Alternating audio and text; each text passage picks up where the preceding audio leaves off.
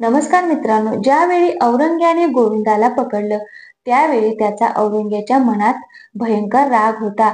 त्याला वाटत होते की यापुढे संभाजीला मानणारे पैदा होऊच नये. म्हणून औरंगजेबने भयंकर चिडूनच बोलला गोविंदावर.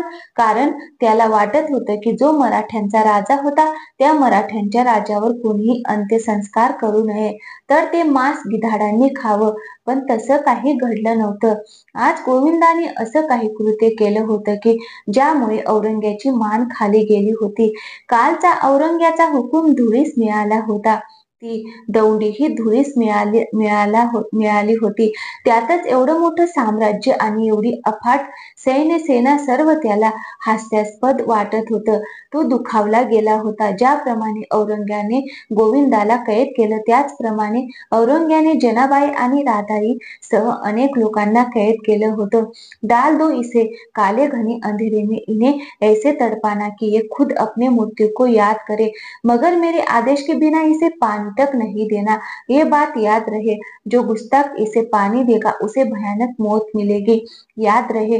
गोविंदा विचार करीत होता संभाजी महाराजांचा. संभाजी महाराज या काल कोठडीत कसे राहिले असतील. आपल्यालाच एवढा त्रास होत आहे. कदाचित असाच त्रास माझ्या अन्नदात्यालाही झेलावा लागला असेल. हा औरंग्या म्हणजे जल्लाद माणूस की ज्याने माझ्या राजाचा कत्ल करावा, तसा औरंग्याही विचार करीत होता. या मराठ्यांना हरविण्याची स्वप्न पाहत होता. असाच एक दिवस उजळला. बादशहाला वाटलं की आपण गोविंदाची भेट घ्यावी. त्याला विचारावे की या कटात आणखीन कोण कोण सहभागी आहेत. कदाचित हे कार्य एकट्या गोविंदाचं होऊ शकतच नाही. यात आणखी काही लोक सहभागी असू शकतात. या कृत्यात अख्खा गावच सहभागी होता. कोणी कपडे शिवले होते, तर कोणी लाकडं आणली होती, कोणी गोवऱ्या आणल्या होत्या, तर कोणी धसकट. त्यातच या अंत्यसंस्कारात अडचण जाऊ नये म्हणून दामाजीनं चांगली तरणे ताठ पोरं गोफण गुंडा घेऊन गावच्या बाहेर उभे केले होते.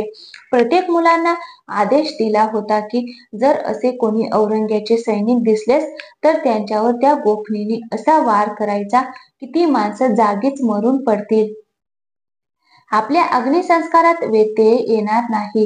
ती तरणी ताठ मुलं अंत्यसंस्कार जागेच्या आजूबाजूलाच गावच्या दूर अंतरावर उभी होती. त्यातच अगदी पहाटेपर्यंत अंत्यसंस्काराचा कार्यक्रम आटोपला.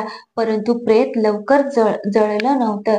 काही शरीराचा भाग अजूनही शिल्लक होता. आता काय करावे असा प्रश्न दामाजीला पडला. त्यातच दामाजीनं गोरखनाथाला विचारलं की जर हे पेटतं शव विझून याला जमिनीत पुरलं तर काही अंत्यसंस्कारात बाधा तर उत्पन्न होणार नाही ना.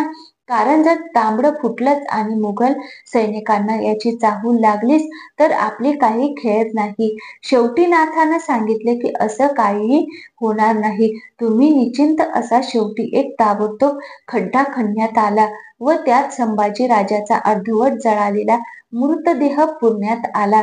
नाथानं सांगितलं की असं काहीच होणार नाही. त्याचं कारण म्हणजे आपण हे शरीर बेवारस सोडत नाही आहोत, तर त्याची यथोचित संस्कार केले आहेत. पुन्हा औरंग्या त्या अंधाऱ्या काल कोठडीकडं आला. तसं त्यानं गोविंदाला निहाळलं. तसा तो विचार करू लागला की ज्यावेळी संभाला जाळलं असेल ते काम काही एकट्याचं नाही, ते काम इतरही गावातील माणसांचं असावं. तसा तो त्याला म्हणाला, हे गोविंद्या, तुझ्या या कटात कोण कोण सहभागी आहेत. गोविंदा काहीच बोलला नाही. तसा औरंग्या पुन्हा म्हणाला, हे पहा, तू जर मला यथोचित पुरेपूर माहिती देशील तर मी तुझे सर्व गुन्हे माफ करील आणि तुला सोडूनही देईल. कदाचित गोविंदाने त्याच अंधाऱ्या खोलीतून त्या औरंग्याकडे एक कटाक्ष टाकला. तसा तो गप्प झाला. त्यानं चूप राहणं योग्य समजलं. तसा औरंग्या ओरडत म्हणाला, बता प्यार से हरामजादे, नहीं तो तेरी खाल उधार देंगे. गोविंदाने त्याच्या कोणत्याच प्रश्नाला दुजोरा दिला नाही. तोच त्याला बरंच वैषम्य वाटलं. त्यातच त्यानं आपल्या शिपायाला आदेश दिला की या गोविंदाला चाबकाचे फटके मारा. गोविंदाच्या त्या काल कोठडीचं कुलूप उघडण्यात आलं. त्याच्या हातात व पायात बेड्या टाकण्यात आल्या. त्याला बाहेर काढण्यात आलं. त्याचबरोबर त्याला त्याच तटबंदीत एका खांबाला बांधण्यात आले. त्यातच त्याच्यावर एकामागून एक चाबकाचे फटके मारण्यात येऊ लागले. जे चाबकाचे फटके आजपर्यंत त्याने स्वतः संभाजी राजांच्या आदेशाने इतरांना मारले होते. आज गोविंदाला ते सर्व आठवत होतं. तो चाबकाचा एक एक फटका जीवघेणा वाटत होता. अगदी असह्य होत होता. त्यातच गोविंदाच्या शरीराची तो चाबकाचा फटका पडताच अंगार होत होती.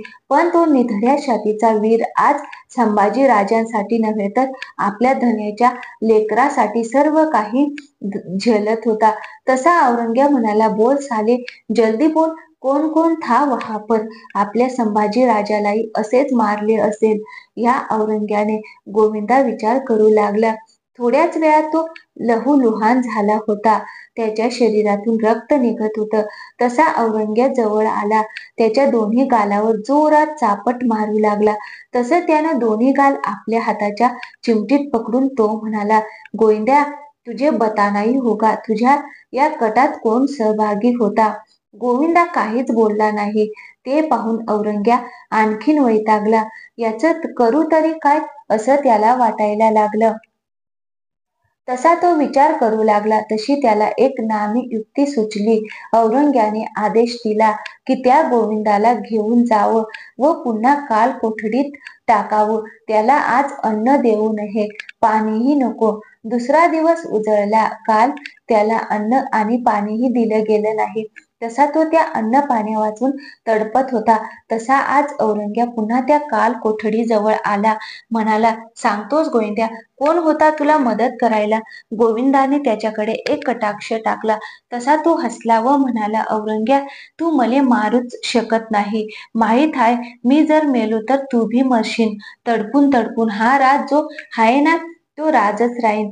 जर हा राज तुले मालूम जर झाला नाही, तुले झोपी येणार नाही रात्रीची. तसा गोविंदा परत हसला व तिथून निघून गेला. काही केलं तरी गोविंदा मात्र तोंड उघडतच नाही. हे पाहून औरंग्या आता रागाने लालबुंद होत होता. त्याला असे वाटत होते की अग्निसंस्कार करीत असताना जितके जण सामील आहे ते सारे जण त्याच्या समोर असावे आणि त्या साऱ्यांना शिक्षा करावी. कारण ज्यांनी आपली आज्ञा मोडली आहे त्यांना शिक्षाही झालीच पाहिजे. थोडा वेळ विचार करताच त्याला वाटलं की कदाचित गोविंदा त्याला आपला राज सांगेल. काही दिवसानं सांगेल, पण त्याचा जर अन्न पाण्याविना जीव जर गेला तर हा राजच राहील कायमचा दफन होऊन. त्यामुळे त्याला जिवंत राहणं भाग आहे.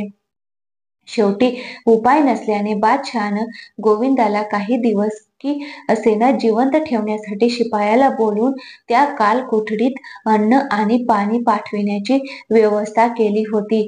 सकाळ झाली होती. त्यातच पक्षी अन्न मिळवण्यासाठी दूर जंगलात रवाना झाले होते. तांबडं फुटलं होतं. त्याचबरोबर सूर्यही निघाला होता. अशातच औरंग्याचा एक दूत गावात येऊन धडकला. म्हणाला, एक सरकारी आदेश आहे. बादशाह औरंगजेबाचं म्हणणं आहे की या संभाजीच्या अंत्यसंस्कारात कोण कोण हजर होतं त्यांनी स्वतः होऊन बादशहाकडे यावं, त्याची माफी मागावी. बादशाह त्यांना खुल्या मनाने माफ करेल. बादशाह औरंगजेब त्या बादशाह बाबत सर्व गावालाच नाही तर पंचक्रोशीत माहीत होतं की त्याचा स्वभाव कसा आहे. तसं पाहता बादशहाचा तो आदेश जरी असला तरी आज सर्व गाव एक होतं. कोणी कोणाची नाव उजागर केली नव्हती व कोणीही बादशहाचा हेर नव्हता. सर्वांनी एकत्र येऊन संभाजी राजांच्या अंत्यसंस्काराला मदत केली होती. त्यातच आता ते शिपाई येत दोन गोष्टी बोलत आणि निघून जात, पण कोणीही त्यांना कोणत्याही प्रकारची माहिती देत नव्हते व त्या कटाबाबत कोणीही सांगत नव्हतं. सर्व गावाचा गोविंदा एक नेता ठरला होता की ज्यानं गुन्हा आपल्या अंगावर घेतला होता, ज्यानं आपल्या जीवाची पर्वा केली नव्हती. त्यातच माझा परिवार उपाशी मरेल याची चिंताही केली नव्हती. फक्त एक विनंती दामाजी पाटलाजवळ केली होती की माझ्या मृत्यूपश्चात माझी पत्नी व माझ्या लेकरा बाळाला सांभाळावं. आज संपूर्ण गावानंही त्या परिवाराला अंतर दिलं नाही. रोजच येणारे ते शिपाई, त्या शिपायांच्या येण्याने गाव त्रासून गेलं होतं. त्यातच काही जण गावही सोडून गेले होते. त्यांना वाटत होतं की यदि कदाचित बादशहाला माहीत झाल्यास बादशाह आपल्याला सोडणार नाही. गोविंदा जिवंत होता, त्याला क्षणोक्षण आठवत होता. ती औरंग्याची माणसं त्या अंधाऱ्या काल कोठडीत येत, कधी तंबी देऊन जात, तर कधी जोरजोराने हसत असत. कधी ती माणसे अंगावर तलवारीच्या जखमा करीत, तर कधी तलवारीने मुंडकं छाटण्याची धमकी देत. एक एक दिवस गोविंदासाठी कठीण जात होता. त्याला काय करावं आणि काय नाही असं होऊन जात होतं, पण उपाय नव्हता. गोविंदा असा व्यक्ती होता की ज्यानं संभाजी राजाच्या प्रेताला स्वतः अग्नी तर दिली होती, त्या गोष्टीला आपलं भाग्य समजला होता. एरवी कोण्या महाराजाला अग्नी देण्यासारखं पुण्याईचं काम एका अस्पृश्याला मिळणं म्हणजे नशीब फळफळण्यासारखं गोविंदाला वाटलं. कारण आतापर्यंत ह्या गोविंदाला त्याच गावातील इतर समाजाने व्यवहार करताना तो व्यवहार दुरूनच केला होता. त्यांना पाणीही दुरूनच पाजलं होतं. जरी त्यानं संभाजी राजाच्या सैन्यात एका किल्लेदाराची भूमिका पार पाडली, त्यानं जनाबाई आणि गावातील इतर माणसांना सोबत घेऊन औरंग्याच्या धाकाची पर्वा न करता संभाजी राजांचे तुकडे गोळा केले होते. तसेच त्याला शिवून त्यांचा दाह संस्कारही उरकला होता. एवढंच नाही तर त्यानं दुसऱ्या दिवशी महाराणी येसूबाईंना गडावर जाऊन त्याबद्दल सर्व काही रीतसरपणे सांगितले. त्यामुळं की काय कोण्यातरी आपल्याच हेराकडून ही माहिती औरंगजेबाला माहिती होताच त्याने गोविंदाला अटक केली होती.